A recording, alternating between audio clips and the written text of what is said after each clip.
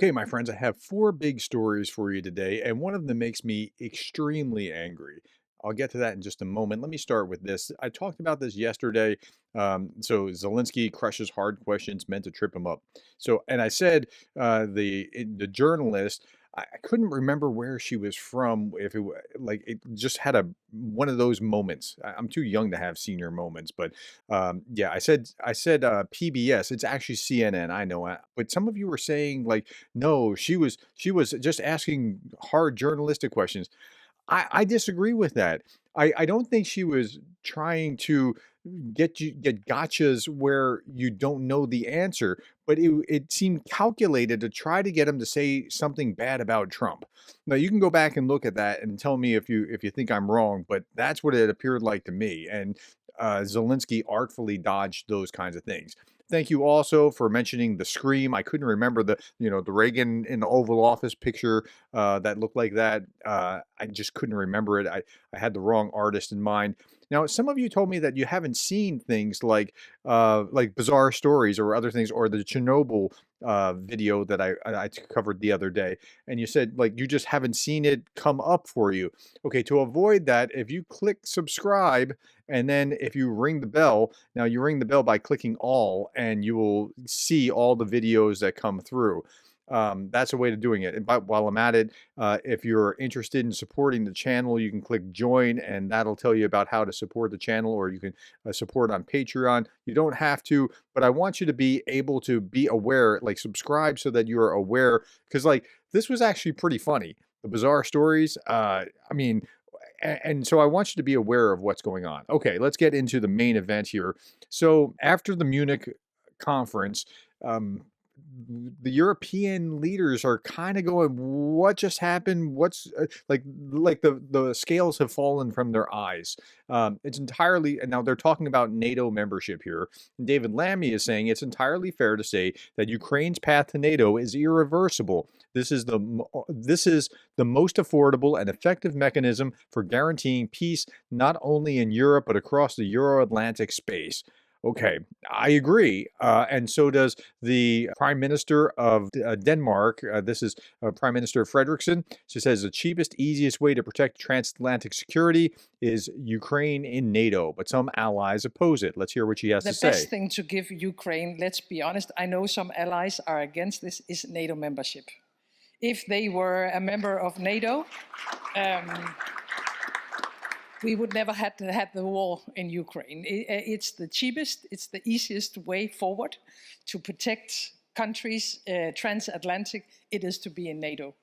I know it's a difficult path because some good big allies are not in favor of this, but then at least these good big allies have to discuss with the rest of us what kind of security guarantees can we then offer Ukraine that are as good as NATO membership.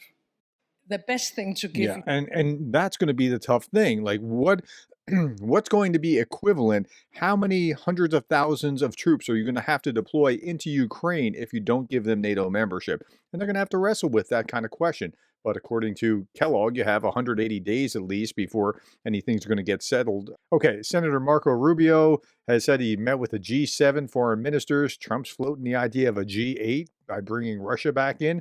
Now, when he's floating these things, well, maybe I should spend that to later. No, okay. So there's a theory that he just puts these things out here, and he's really trying to kind of take objections off the table to Russia to bring them to the table. And if they don't come to the table, then then there's going to be problems. But just because he's floating them doesn't mean that he's going to be okay with those things.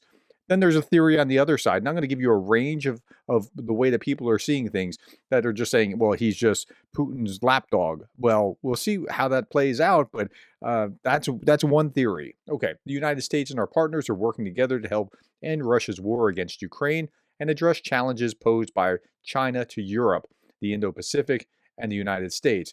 As I looked at this cast of characters, I was so struck by like how many fresher faces there are here.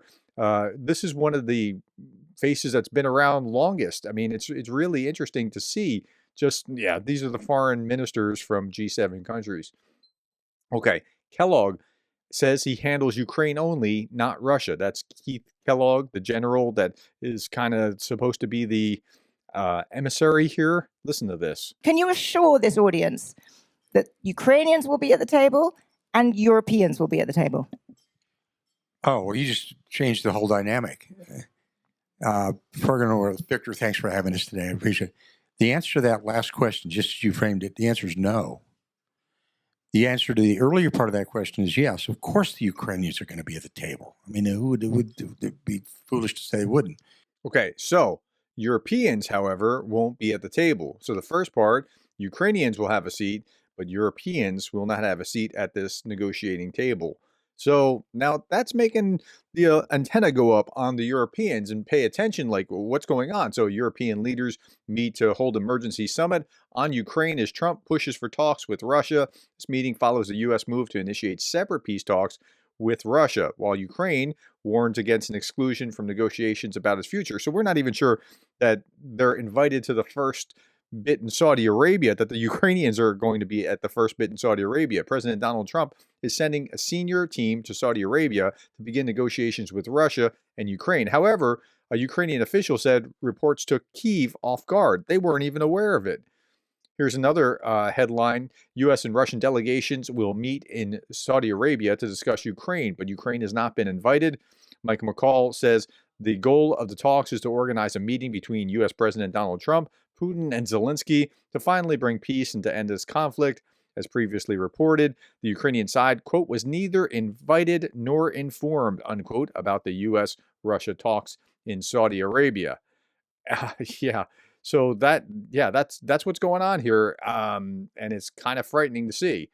Trump envoy says that U.S. could force Putin to break alliances with China, North Korea, and Iran as part of the Ukraine deal concessions. But okay, so we've heard this for some time now. What does Ukraine get out of the deal? Well, here's what Ukraine gets out of the deal, theoretically. What concessions will Putin have to make? Well, to me, there's going to have to be things like territorial concessions as well. Okay, it's somewhat is unrealistic to expect where you'd want to go to. But okay, so he said territorial concessions as well. So that would sound like maybe Ukraine isn't losing all of those 4 oblasts. If I'm hearing him correctly, maybe the Russians have to give up some of that. Maybe we go back to just before the invasion and the part that Russia was occupying, they get to keep, but they don't get to keep all 4, or something along those lines, or maybe 2 of. I don't know what that is. But okay, here's another one. General Kellogg said that U.S. would respond to Russian ceasefire violations with immediate and overwhelming violence, citing Tomahawk strikes on Assad when he used chemical weapons.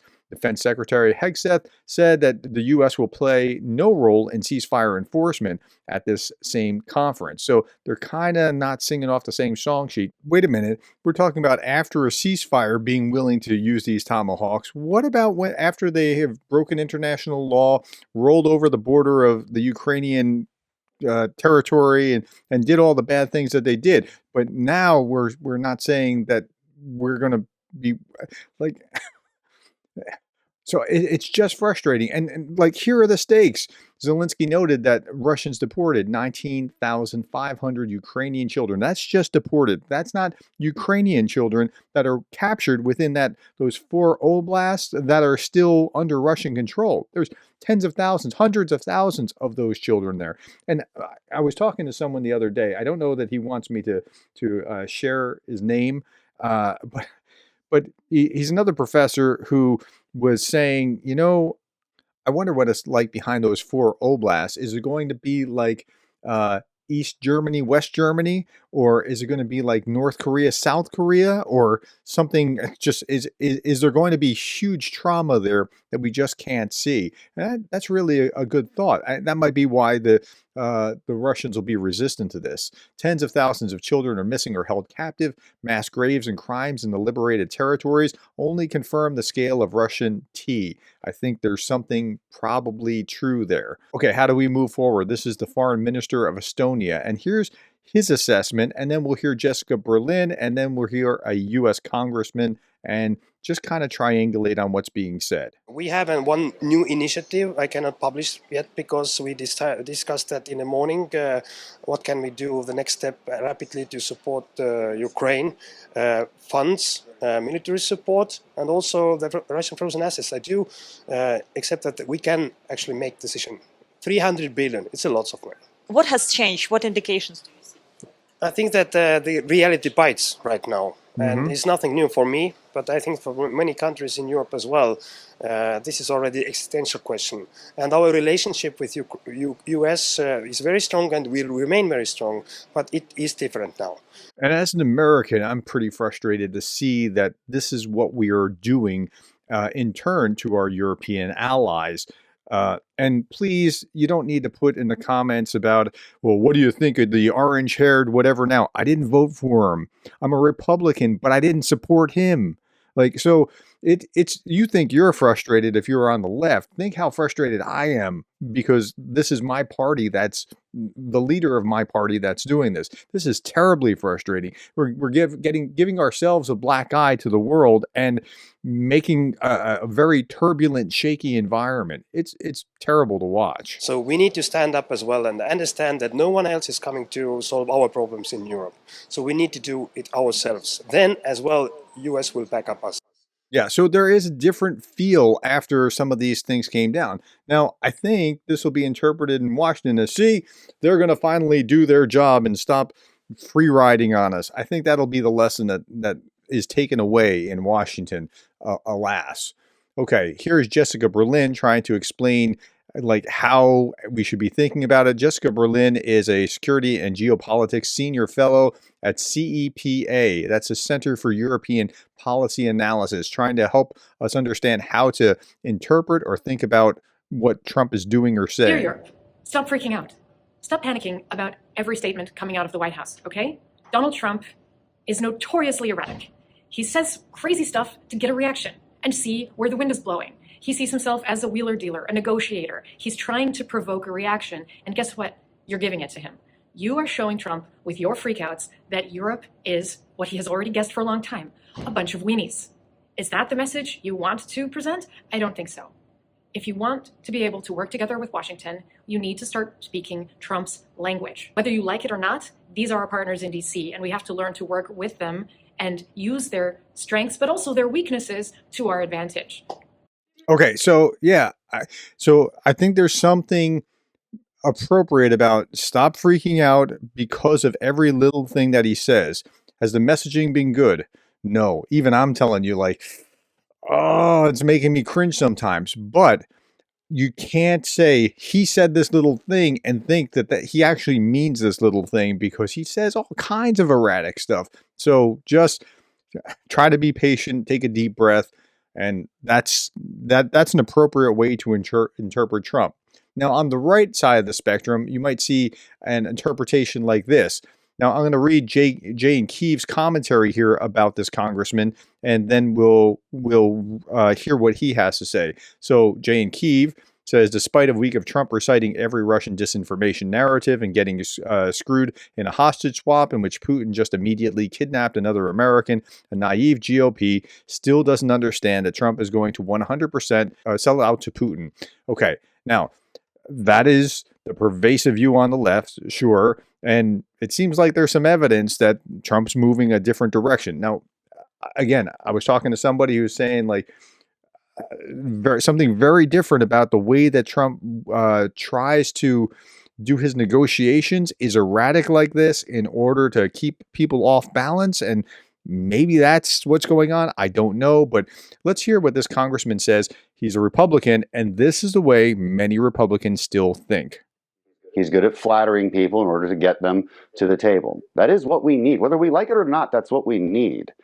But flattering a very brutal dictator who's pretty cunning, frankly, you really think that's a winning strategy? Well, he's not that cunning. He's fought a war that has destroyed his society, killed hundreds of thousands of Russians. He's made a massive mistake and miscalculation. He's not as clever as maybe we've given him credit for. I think let Trump do his campaign promise and play this out. Look, nobody's going to take advantage of Donald Trump. And General Kellogg made that very clear, because that was a question Europeans asked him. Are you going to sell out just to get a deal, because the campaign promise? And Kellogg just laughed at that. He's like, there is no way, there is absolutely no way that Donald Trump will be seen, and he will not let himself go down in history as having sold out to Putin. He will not let that happen. He believes just for the sake of his own legacy. Right. But he does care about lasting peace here and lasting European peace. Okay, so there is that. I mean, we all know that he is narcissistic, and we can at least rely on that's something that he wants to defend. Okay, last little bit here. I'm going to show you this.